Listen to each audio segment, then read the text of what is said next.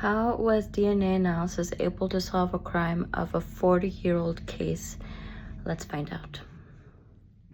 Hi, it's Anna. Welcome back to my channel. Today we're going to be talking about the Carol Traicoff case and how forensic analysis was used to solve the crime. Just so you guys know, this video is for entertainment and education purposes only, so let's get started.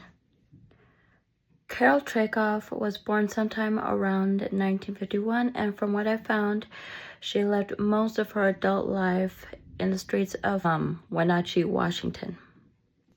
Unfortunately, on May 14th, 1986, she was found unalived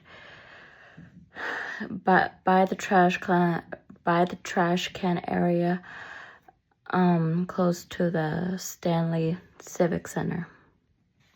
But what made things more complicated for the police investigators was that considering that Carol Traicoff was homeless, she most likely did not know anyone, and on top of this, she was not employed, so there was no record of if she had any enemies or if there was someone that had real motive to unalive her.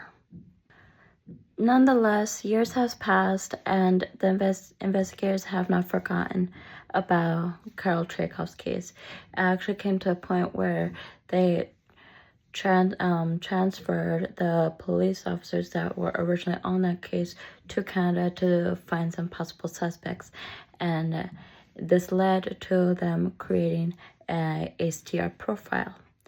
Now, for those who are not familiar with STR profiling, it stands for, first off, investigators are able to better identify someone based on the amount of times their DNA sequences are repeated.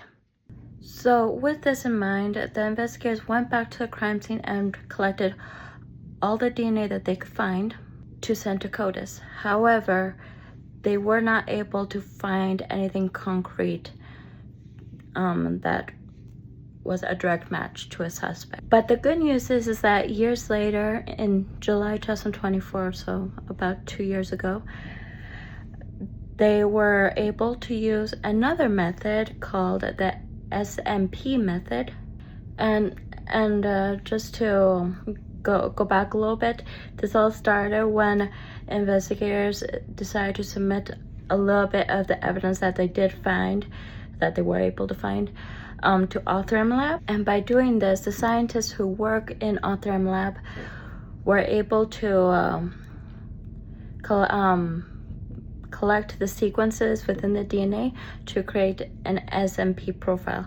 Now, again, for those of you who do not know, an SMP is a single nucleotide polymorphism, and I'm sorry if I'm pronouncing this wrong, but from what I read about this type of method, it is a better way to better identify someone through their DNA.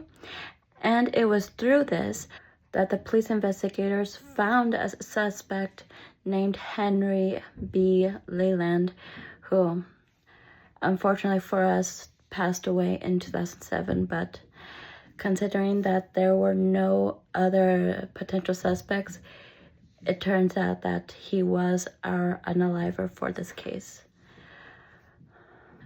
And I'm sorry if I did not mention this earlier, but as it turns out, Henry B. Leyland did know Carol Traicoff in some way, shape, or form, because they were both homeless, and there were some people that lived around the neighborhood that they were walking around in, walking together.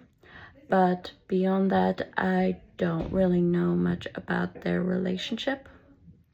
Unfortunately for Carol, we could not give her the justice that she rightfully deserves, but the good thing is that we got her. Hopefully we were able to give her some peace, and I really hope that you like my videos, and that if you do like them, that you like and subscribe, and I hope to see you guys soon.